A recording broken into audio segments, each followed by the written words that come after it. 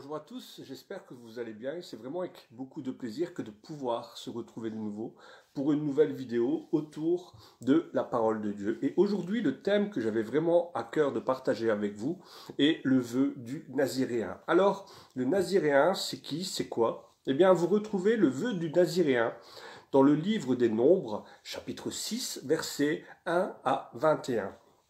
Alors, c'est vrai que c'est un texte qui est assez long à lire, mais vous verrez que jusqu'au verset 8, vous allez avoir toute une série de choses destinées à cette consécration du Naziréen. Parce qu'un Naziréen, c'est quoi? C'est une personne qui s'est consacrée volontairement à Dieu. Comme ça a été dit dans l'étude sur l'Épiphanie, vous savez que chaque enfant juif était dès la naissance, 8 jours après la naissance, consacré au temple devant l'Éternel. Et cette différence avec le Naziréen, c'est que par un vœu, le Naziréen se consacrait volontairement à Dieu dans sa vie, pour une durée plus ou moins longue, suivant la durée du vœu. Alors, c'est vrai que dans l'Ancien Testament, quelques personnages ont ainsi consacré leurs vœux comme naziréens. Et le plus célèbre d'entre eux, vous le connaissez certainement, il s'agit de Samson. Vous retrouvez dans le livre des Juges, chapitre 13, verset 5, de quelle manière Samson est lui aussi devenu naziréen. Dans le Nouveau Testament, il y a quelques personnages comme ça qui ont aussi plus ou moins suivi la direction du Naziréen. Prenons l'exemple de Jean-Baptiste, pour ne citer que lui. Sa manière de vivre se rapporte de beaucoup à celle du Naziréen. Alors le Naziréen était tenu par ce vœu justement à suivre certaines règles, entre autres celle de ne pas boire d'alcool, ni de manger des fruits, du fruit de la vigne, ni autre boisson alcoolisée.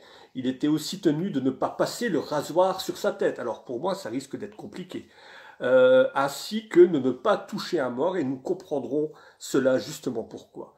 Mais ce que j'avais vraiment envie de mettre plus ou moins en surbrillance dans ce message, c'est pourquoi passer par un vœu et pas passer à l'action directement. Je peux me consacrer dans ma vie à Dieu sans forcément en faire un vœu. Eh bien peut-être tout simplement parce que je vais, en rajoutant le vœu, c'est-à-dire en faisant ce vœu du Naziréen, ce vœu de me consacrer à Dieu, je rajoute le verbe à l'action, c'est-à-dire je rajoute de mon engagement, je rajoute une envie d'aller plus loin avec Dieu. Et mon vœu devient un je veux consacrer ma vie. Mon vœu est un je veux, petit jeu de mots. Alors, pour synthétiser un petit peu le vœu naziréen, eh bien, l'idée c'est quoi? L'idée c'est de ne pas tomber dans le matérialisme, ni même me laisser emporter par mes pulsions, parce qu'on voit qu'il y a quand même une maîtrise de soi à avoir. De travailler justement ma maîtrise de soi, ma maîtrise de moi-même. J'ai souvent pris cet exemple, l'exemple du code de la route. Quand je suis en voiture, même si la personne devant moi s'arrête pour une raison absolument stupide, eh bien, je suis responsable de mon véhicule. Si je rentre dans sa voiture, je suis responsable de mon véhicule. Je n'ai pas eu la maîtrise de mon véhicule. Eh bien, dans la vie chrétienne, c'est la même chose. La Bible nous encourage, nous exhorte à avoir comme cela une certaine maîtrise sur notre vie. Et nous allons le voir à travers pourquoi pas de vin, pourquoi ne pas se couper les cheveux et pourquoi ne pas toucher un mort. Nous allons comprendre cela ensemble. Mais la Bible nous encourage à avoir une maîtrise sur notre vie.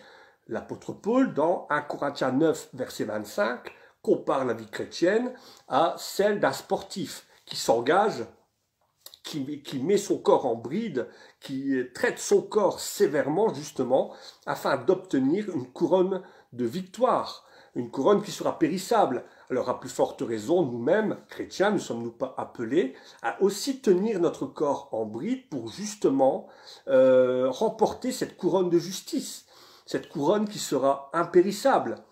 La Bible nous exhorte donc à la vigilance sur notre vie. Par exemple, le livre des Proverbes, Proverbe 4, verset 23, il est écrit « Garde ton cœur plus que toute autre chose, parce qu'il est la source de la vie. Dans le livre des psaumes, il est écrit « Préserve ta langue du mal et des lèvres des paroles trompeuses ». Donc voilà, nous sommes dans cette maîtrise par rapport à nous-mêmes, mais aussi par rapport aux autres. Prenez l'exemple d'une fuite de gaz. Il est très rare de passer un briquet ou une allumette sur un tuyau où vous suspectez une fuite de gaz. Pourquoi? Parce que l'étincelle provoquerait une explosion. De la même manière, dans mon rapport avec les autres, je dois avoir du contrôle. De la même manière que je mettrai du savon avec de l'eau pour voir avec ces petites bulles si la fuite est importante ou non, eh bien dans ma vie avec les autres, je vais mettre de la douceur, je vais mettre de l'amour, je vais mettre des paroles, justement pour éviter toute étincelle qui provoquerait une explosion. Voilà, alors pour en revenir à ce vœu naziréen, pourquoi est-il écrit de ne pas boire de vin? Eh bien, nous sommes dans une société qui encourage la perte de contrôle. Vous savez, la vie est stressante, la vie est compliquée et beaucoup de personnes se réfugient dans les médicaments, dans les drogues, dans l'alcool, justement, pour être dans cet état de joie éphémère. Et pour être comme cela, pour pouvoir vivre comme ça plus facilement. Mais c'est assez trompeur, c'est même complètement trompeur, parce que la Bible nous encourage justement à garder le contrôle sur notre pensée, sur nos paroles, et ne pas partir dans des dérives inutiles. Alors l'idée, c'est bien évidemment que dans nos vies actuellement, le fait de boire un verre de vin, un verre de bière n'est pas quelque chose qui va me condamner, mais je ne dois pas tomber dans ce danger d'être dans un assouplissement spirituel qui pourrait me conduire complètement à une perte de contrôle sur ma vie, sur ma parole, sur mon cœur, sur mes pensées, et bien au contraire, garder le contact, garder le contrôle. Vous savez, on parle de plus en plus à l'heure actuelle de légalisation du cannabis. Quel danger pour nos jeunes. On voit de plus en plus souvent traîner dans nos rues toute une série de petites bonbonnes de protoxyde d'azote. Ce sont les petites bonbonnes que l'on utilise dans des siphons en cuisine et nos jeunes s'en servent comme gaz hilarant et on connaît aussi tous les risques graves pour la santé. Alors vraiment, nous sommes vraiment appelés dans cette société qui nous pousse, qui nous encourage à perdre le contrôle. Nous sommes vraiment appelés à justement nous-mêmes garder le contrôle de nos vies. Pourquoi est-il écrit de ne pas se couper les cheveux? Le second principe du vœu naziréen. Les cheveux, ça représente quoi? Ça représente la dignité. Alors pour moi, c'est vraiment pas de chance. Le cheveu représente la dignité d'une personne. Lorsque vous regardez des anciens documentaires sur les camps de concentration, vous verrez que les personnes étaient rasées. On donne comme explication l'époux et tout ce genre de petites bestioles, mais au-delà des poux, pourquoi leur rasait-on la tête? Pourquoi les habillait-on dans des vêtements trop grands, trop larges? Pourquoi leur donnait-on un numéro et est-ce qu'on ne les appelait plus par leur nom? Pourquoi? Bien tout simplement pour briser leur morale, pour briser leur caractère, pour retirer leur dignité. Lorsque on coupe les cheveux d'une femme, qu'on rase la tête d'une femme, on lui retire sa dignité. Eh bien, bien plus encore, quelle souffrance ont-ils vécu ces personnes lors de ces moments tragiques de l'histoire? Pourquoi le naziréen, lui, se refuse de se couper les cheveux? Eh bien, tout simplement parce que si le cheveu représente la dignité, c'est-à-dire l'apparence extérieure, eh bien, le naziréen, lui, veut en finir avec le culte de la beauté extérieure et tout miser plutôt sur la beauté intérieure. Lorsque vous regardez la télévision, vous voyez que actuellement tout est misé sur l'extérieur. Vous voyez des émissions pour jeunesse, les anges de la télé-réalité, les anges de Los Angeles, etc. Je ne vais pas forcément tous les citer, où on vous parle de botox, de chirurgie esthétique, etc. Eh bien, nous sommes toujours nous-mêmes en tant que chrétiens appelés à travailler notre beauté intérieure plutôt que tout miser sur la beauté extérieure. Alors là encore, ne tombons pas dans le légalisme. L'idée, ce n'est pas de dire qu'il faut être moche et ne plus prendre soin de soi, loin de là, mais miser plutôt à l'intériorité plutôt qu'à l'extériorité.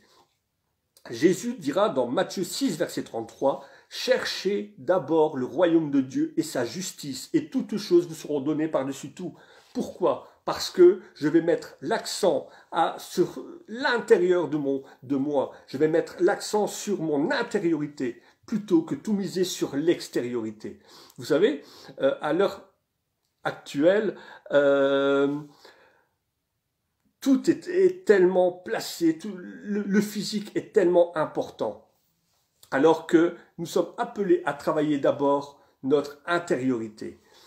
Prenons un exemple tout simple, une bouteille de parfum. Lorsque vous allez dans un magasin acheter une bouteille de parfum, est-ce que vous allez choisir la plus belle des bouteilles, tout cela parce que le design est joli, ou est-ce que vous allez le choisir par rapport à la bonne odeur qui va s'en dégager? Eh bien, de la même manière, Dieu ne regarde pas aux apparences, il regarde à la profondeur du cœur. Et c'est ça que nous devons travailler. Et en plus, si on réfléchit un instant, vous savez, le corps, en vieillissant, mon corps va se fatiguer, mon corps va se ramollir, mais si j'ai travaillé, si j'ai profité de ma vie pour travailler mon intériorité, eh bien mon esprit, lui, l'esprit qui vit en moi, l'esprit de Jésus-Christ, lui, ne va pas vieillir, bien au contraire. Et c'est pour ça que vous avez, par exemple, des personnes de 80, 90, 100 ans qui ont toujours cet état d'esprit, cette rapidité d'esprit vif. Pourquoi? Parce qu'ils ont travaillé pendant toute leur jeunesse, leurs psaumes, ils ont étudié la Bible, ils ont étudié la parole de Dieu. La parole de Dieu les a complètement, ils en sont complètement imprégnés. Leur corps a vieilli.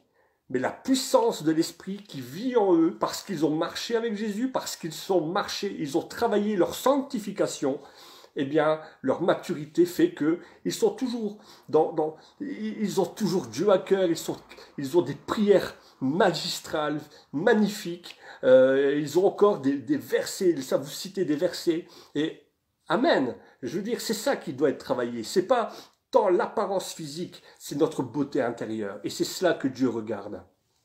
Alors, le troisième et dernier point que le naziréen travaillait était de ne pas toucher un mort. Pourquoi? Bien tout simplement parce que le mort représentait dans l'Ancien Testament le plus haut niveau d'impureté.